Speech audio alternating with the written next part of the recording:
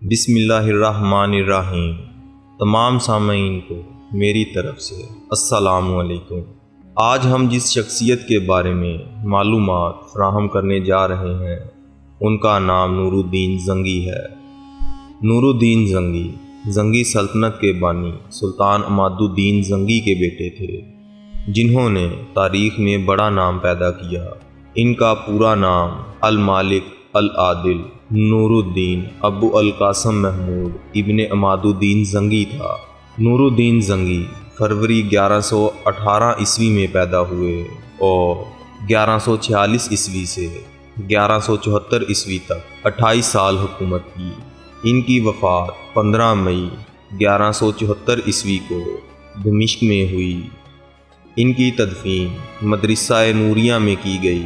نور الدین نے مسیحیوں سے بیت المقدس واپس لینے کے لیے پہلے ایک مضبوط حکومت قائم کی، اور اس مقصد کو حاصل کرنے کے لیے گرد و نواح کی چھوٹی چھوٹی مسلمان حکومتوں کو ختم کر کے اپنی مملکت میں شامل کر لیا۔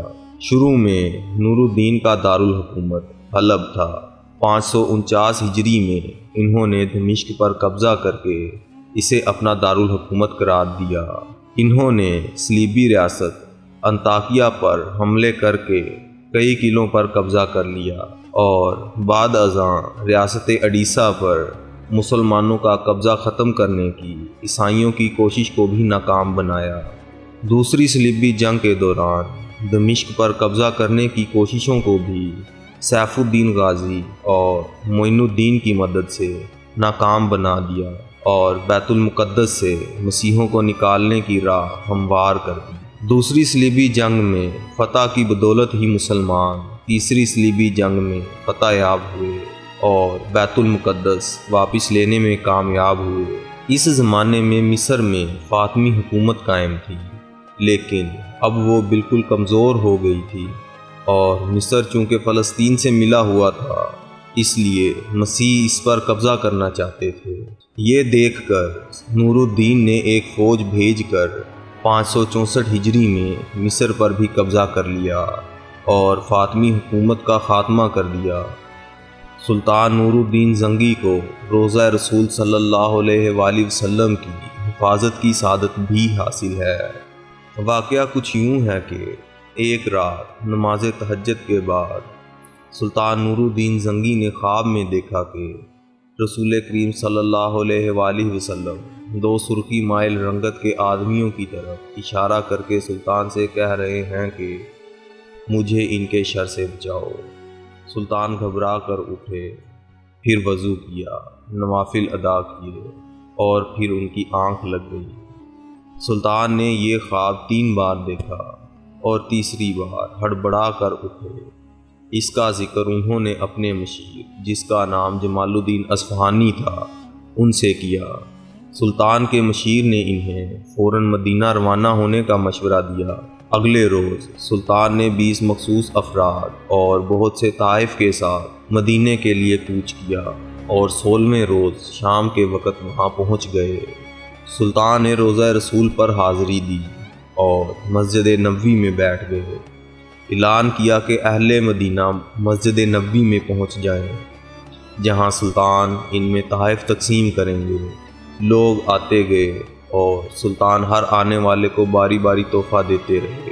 اس دوران وہ ہر شخص کو غور سے دیکھتے، لیکن وہ 2 چہرے نظر نہ آئے جو انہیں خواب میں دکھائے گئے تھے۔ سلطان نے حاضرین سے پوچھا، کیا مدینے کا ہر شہری مجھ سے مل چکا ہے؟ جواب ہاں میں تھا۔ سلطان نے پھر پوچھا، کیا تمہیں یقین ہے کہ ہر شہری مجھ سے مل چکا ہے؟ اس بار حاضرین نے کہا، سوائے 2 آدمیوں کے۔ سلطان نے پوچھا، وہ کون ہیں اور اپنا تحفہ لینے کیوں نہیں آئے؟ بتایا گیا کہ یہ مراکش کے صوم و صلات کے پابند 2 متقی باشندے ہیں۔ دن رات رسول کریم صلی اللہ علیہ وآلہ وسلم پر درود و سلام بھیجتے ہیں، اور ہر ہفتے مسجد قباء جاتے ہیں، پیاز اور مہمان نواز ہیں، کسی کا دیا نہیں لیتے۔ سلطان نے سبحان اللہ کہا اور حکم دیا کہ ان دونوں کو بھی اپنے تحائف وصول کرنے کے لیے فوراً بلایا جائے۔ جب انہیں یہ خصوصی پیغام ملا تو انہوں نے کہا، الحمدللہ، ہمارے پاس اللہ کا دیا سب کچھ ہے اور ہمیں کسی تحفے تحائف یا خیر خیرات کی حاجت نہیں۔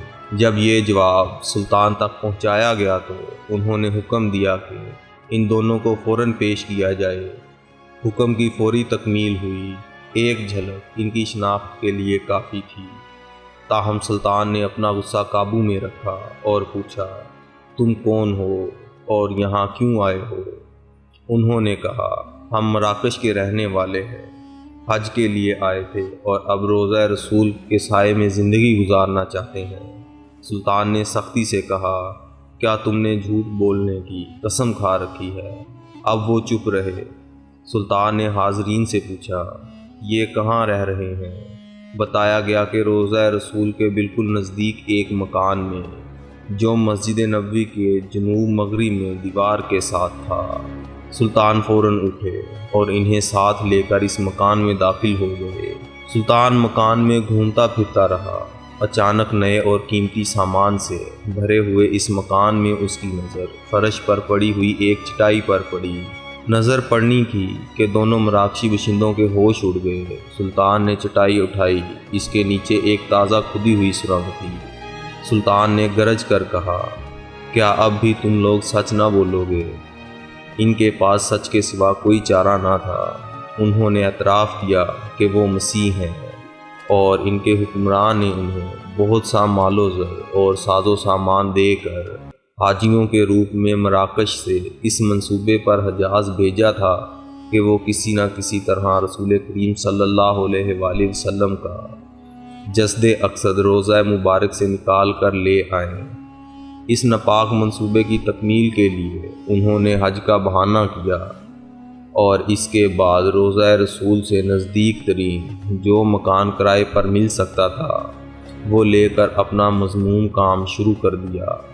ہر رات وہ سرنگ کھودتے جس کا رخ روضہ مبارک کی طرف تھا اور ہر صبح کھدی ہوئی مٹی تھیلیوں میں بھر کر جنت البقیع لے جاتے اور اسے قبروں پر بکھیر دیتے۔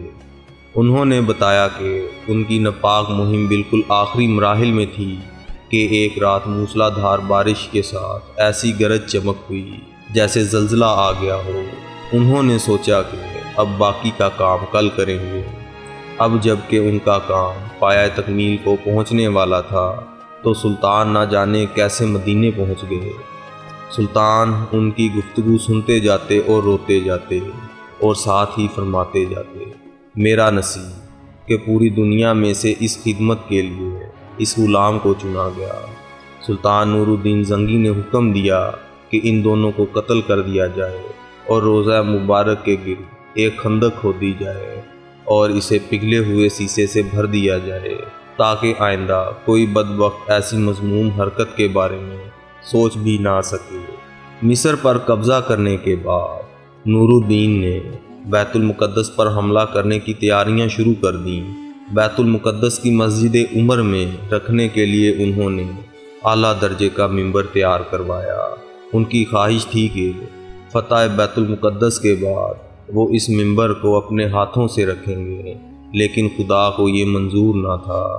نور الدین ابھی حملے کی تیاریاں ہی کر رہا تھا کہ انہیں حشاشین نے زہر دے دیا، جس سے ان کے گلے میں سوزش پیدا ہو گئی جو کہ ان کی موت کا باعث بنی۔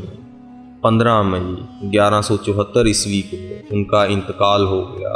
انتقال کے وقت نور الدین کی عمر 58 سال تھی۔ نور الدین نہ صرف ایک فاتح تھا بلکہ ایک شفیق حکمران اور علم پرور بادشاہ تھا۔ اس نے سلطنت میں مدرسوں اور ہسپتالوں کا جال بچھا دیا۔ اس کے انصاف کے قصے دور دور تک مشہور تھے۔ وہ بڑی ذاتی زندگی گزارتا تھا۔ بیت المال کا روپیہ کبھی ذاتی خرچ میں نہیں لایا۔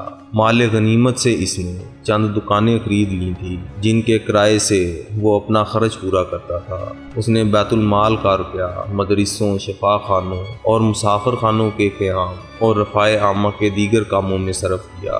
دمشق میں اس نے ایک شاندار شفا خانہ قائم کیا جس کی دنیا میں مثال نہ تھی۔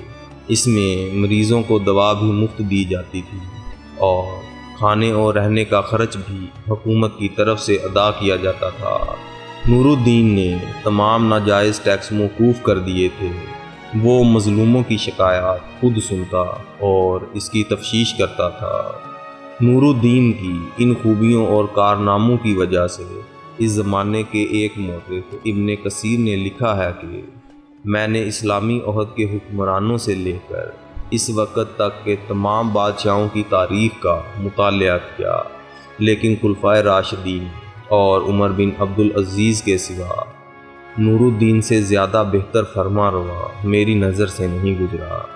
ناظرین، اسی امید کے ساتھ اب آپ سے اجازت چاہوں گا کہ آپ کو آج کی ہماری ویڈیو پسند آئی ہوگی۔ ملتے ہیں بہت جلد ایک نئی معلوماتی ویڈیو کے ساتھ۔ اللہ آپ کا نگہبان۔